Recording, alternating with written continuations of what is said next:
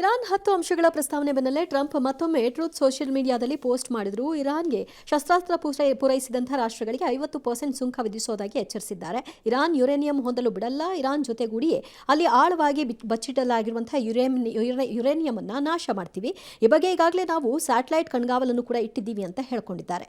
America ರಕ್ಷಣಾ ಸಚಿವ feet ಹೆಕ್ಸೆತ್ ಮಾತನಾಡಿ ಕದನ ವಿರಾಮಕ್ಕೆ ಭಿಕ್ಷೆ ಬೇಡಿದೆ ಇರಾನ್ ಅಂತ ಅವರು ಹೇಳಿದ್ದಾರೆ. ಇದೇ ವೇಳೆ ಇರಾನ್ ಸರ್ವೋಚ್ಚ ನಾಯಕ ಮುಜ್ತಬಾ ಖಮೇನಿ ಯುದ್ಧ ಇನ್ನೂ ಮುಗಿದಿಲ್ಲ, ನಿಮ್ಮ ಕೈಯಲ್ಲಿ ಸದಾ ಟ್ರಿಗರ್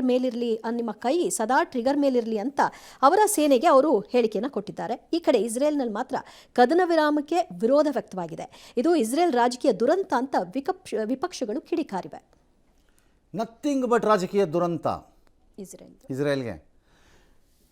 ಹಿಜ್ಬುಲ್ಲಾಗೂ ಇಸ್ರೇಲ್ ನಡೆಸ್ತಾ ಇದ್ದಿದ್ದ ವಾರ್ಗೂ ಸಂಬಂಧನೇ ಇರಲಿಲ್ಲ. ಈಗ ಅದನ್ನು ಲಿಂಕ್ ಮಾಡ್ಕೊಂಬಿಟ್ರು. ಅಂದರೆ ಅಫಿಷಿಯಲಿ ಒಂದು ಭಯೋತ್ಪಾದಕ ಸಂಘಟನೆಯ ಅಪ್ಪ ನಾನು ಅನ್ನೋದನ್ನು ಇರಾನ್ ಘೋಷಣೆ ಮಾಡ್ಕೋತು. ಅಂದರೆ ಅಫಿಷಿಯಲಿ ನಾಳೆ ಈ ಹಿಜ್ಬುಲ್ಲಾ ಎಂಬ ಭಯೋತ್ಪಾದಕ ಸಂಘಟನೆ ಪ್ರಪಂಚದ ಇನ್ಯಾವುದೇ ದೇಶಗಳಿಗೆ ಹೋಗಿ ಲೈಕ್ ಪಾಕಿಸ್ತಾನ್ ಎಗೇನ್ಸ್ಟ್ ಇಂಡಿಯಾ ಕಾರ್ಯಾಚರಣೆ ಮಾಡ್ಬೋದು. This is exactly why I was saying ಇರಾನ್ಗೆ ಈ ಯುದ್ಧದಲ್ಲಿ ಸರಿಯಾಗಿ ಮುಗಿಸ್ಕೋಬೇಕು ಇವ್ರುಗಳದನ್ನೆಲ್ಲ ಅಂತ.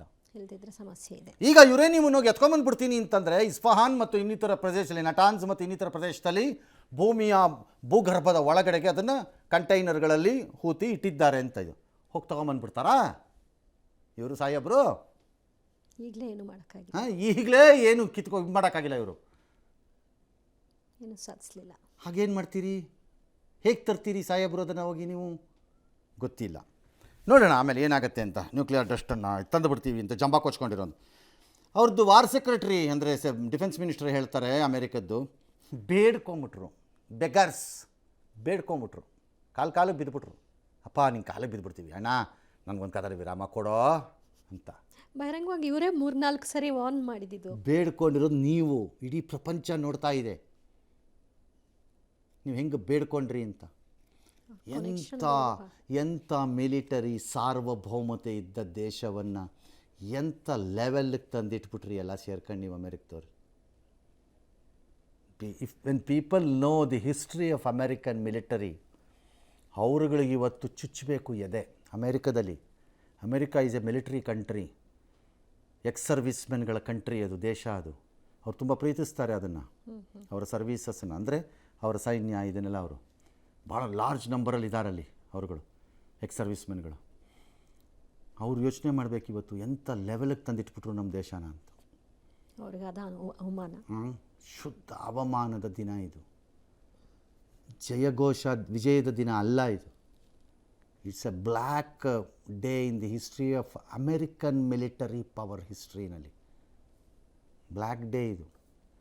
ಹಾಸ್ಕಾಕೋ ಅಂಥ ಶಕ್ತಿ ಇರಬೇಕಾದವರು ಹೇಗೆ ಬಗ್ಗಿ ತಗ್ಗಿ ಮಟ್ಟಕ್ಕೆ ಬಂತು ಲೆಕ್ಕ ಹಾಕ್ಕೊಳ್ಳಿ.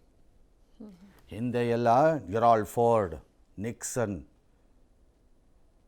ಎಂತೆಂಥ ಏರ್ಕ್ರಾಫ್ಟ್ ಕ್ಯಾರಿಯರ್ಗಳು ಹೊರಟುವು ಅಂದರೆ ಅಮೆರಿಕದಿಂದ ಹೊರಟುವಂತೆ ದಿ ಆರ್ಮೆಡಾ ಹ್ಯಾಸ್ ಸ್ಟಾರ್ಟೆಡ್ ಫ್ಲೋಯಿಂಗ್ ಅಂತಂದರೆ ಗಟ ಗಟ ಗಟ ಗಟ ಗಟ ಗಟ ಅನ್ಬೇಕು ವೈರಿ ದೇಶಗಳು. ಹಂಗಿತ್ತು. F-16ಗಳು ಏರಿದುವಂತೆ ಆಕಾಶಕ್ಕೆ ಬಂದುವಂತೆ ಅಂದರೆ ಗಟ ಗಟ ಗಟ ಗಟ ಅನ್ಬೇಕು. ಏನಿಲ್ಲ, ಲೊಳಲೊಟ್ಟೆ ಖಾಲಿ ಟಿನ್ನು. ಸರಿ, ಜನ ಹಿಂಗೆ ಮಾಡಿದ್ದಾರೆ. ನೋಡೋಣ ಈಗ ದಯೆ ಭಿಕ್ಷೆ ಅಂತೆಲ್ಲ ಬುರುಡಾಗ್ಬಿಟ್ಟವ್ರೆ ಈಗ ಅಮೆರಿಕದವರು. ನನ್ನ ಪ್ರಕಾರ ಯಾವ ದಯೆನೂ ಇಲ್ಲ, ಭಿಕ್ಷೆನೂ ಇಲ್ಲ. ನಾವು ಅವರ ಭವಿಷ್ಯನ, ಅವರ ಹಣೆ ಬರಹನ ನಾವು ತೀರ್ಮಾನ ಮಾಡ್ತೀವಿ ಅಂತಾನೆ. ನಿಮ್ಮ ಹಣೆ ಬರಹನ ಅವ್ರು ತೀರ್ಮಾನ ಮಾಡ್ತಿದ್ದಾರೆ.